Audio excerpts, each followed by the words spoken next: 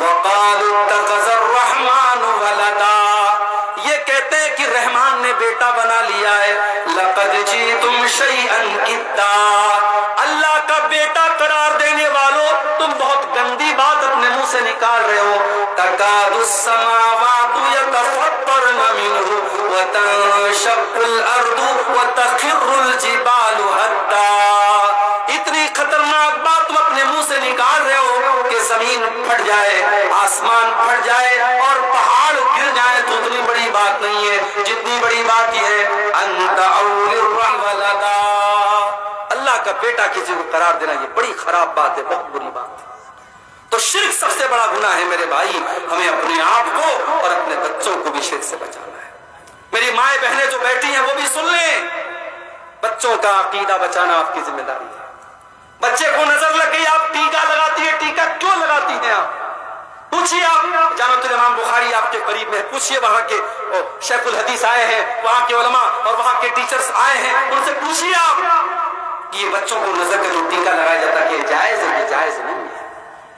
بچہ بیمار ہو گیا، کسی نے آپ سے کہا دھاگا پہنا تو دھاگا پہنا دیا آپ نے، تعویذ پہنا دیا آپ نے، یہ بھی شرک ہے میرے گاؤں میں، یہ بھی شرک ہے.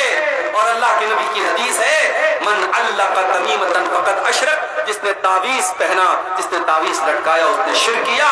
اگر اپنے بچوں کو آپ تعویذ پہنا رہے ہیں، پڑھتے رہو، رفع یدین کر کے نماز پڑھتے رہو، سینے پر ہاتھ باندھتے رہو اور آمین زور سے بولتے رہو، مگر تم اہل حدیث نہیں ہو سکتے، تم سلفی نہیں ہو سکتے جب تک تمہارا عقیدہ درست نہیں ہے، تمہاری توحید صحیح نہیں ہے. اپنی توحید کی حفاظت کرو میرے بھائی، اپنے بچوں کی توحید کی حفاظت کرو. ابراہیم علیہ السلام جیسا پیغمبر دعا کرتا ہے وَجُنُبْنِي وَبَنِيَّ أَن نَّعْبُدَ الْأَصْنَامَ، اے اللہ تو مجھے بھی بت پرستی سے بچانا اور میری اولاد کو بھی تو شرک سے بچانا. میری اولاد کہیں بت پرستی میں نہ پڑ جائے، میری اولاد کہیں شرک میں نہ پڑ جائے. اگر ابراہیم جیسے پیغمبر کو اپنی اولاد کی چنتا ہے تو آپ کو بھی چنتا ہونی چاہیے، آپ کو بھی فکر ہونی چاہیے اپنی اولاد. اور آگے بڑھیے، نبی اکرم سے پوچھا گیا سب سے بڑا گناہ کیا ہے؟ آپ نے فرمایا کہ اللہ کے برابر کسی کو قرار دینا. پوچھا گیا اے اللہ کے نبی اس کے بعد سب سے بڑا گناہ کیا ہے؟ آپ نے فرمایا ان تقتل ولدک خشیۃ ان یطعم معک، اپنی اولاد کو قتل کر دو اس ڈر سے کہ وہ تمہارے ساتھ کھائے. آج کل نعرہ لگتا ہم دو ہمارے دو، تیسرا آ جائے گا تو کھلائیں گے کہاں سے؟ تو کھلاتا ہے کیا؟ تیری اوقات ہے؟ تیری اوقات ہے تو کھلائے گا؟ نہیں. اگر یہ سمجھتے ہو کہ تم اپنے بچوں کو کھلا رہے ہو، اس غلط فہمی کو دور کر لو میرے بھائی. وَلَا تَقْتُلُوا أَوْلَادَكُمْ خَشْيَةَ إِمْلَاقٍ، اپنی اولاد کو قتل نہ کرنا، کبھی اپنی اولاد کو یہ سوچ کر کے قتل نہ کرنا کہ ہم ان کو کہاں سے کھلائیں گے.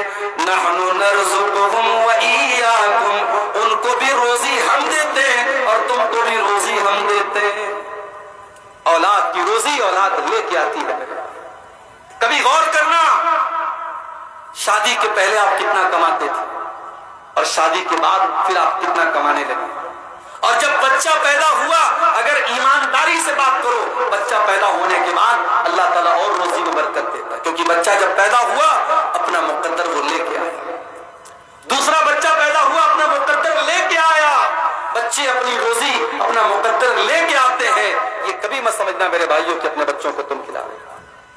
اور اگر ہاں بیٹی پیدا ہوئی آپ کے گھر میں، میرے گھر میں جب تیسری بیٹی پیدا ہوئی، ہمارے مدرسے میں ایک LIC والا آیا، اس کو کسی نے بتا دیا مولانا صاحب کی بیٹی پیدا ہوئی ہے. اس نے کہا مولانا صاحب بیٹی پیدا ہوئی؟ میں نے کہا وہ مجھ کو سمجھانے لگا آپ کی بیٹی ابھی بڑی ہوگی، شادی کرنا پڑے گا، بہت خرچہ آئے گا، اس کو پڑھانا ہوگا، یہ کرنا ہوگا. آپ یہ پالیسی لے لیجئے 18 سال، ابھی آپ دھیرے دھیرے پیسہ جمع کریں گے، 18 سال بعد آپ کو اتنا پیسہ ملے گا، جب آپ کی بیٹی جوان ہوگی آپ کے پاس شادی کے لیے پیسہ ہو جائے گا. یعنی آج بیٹی پیدا ہوتی نہیں ہے کہ لوگوں کے ماتھے پر چنتا کی لکیریں آنے لگتی ہیں، لوگ پلان بنانے لگتے ہیں 18 سال بعد. وجہ کیا ہے میرے بھائیوں؟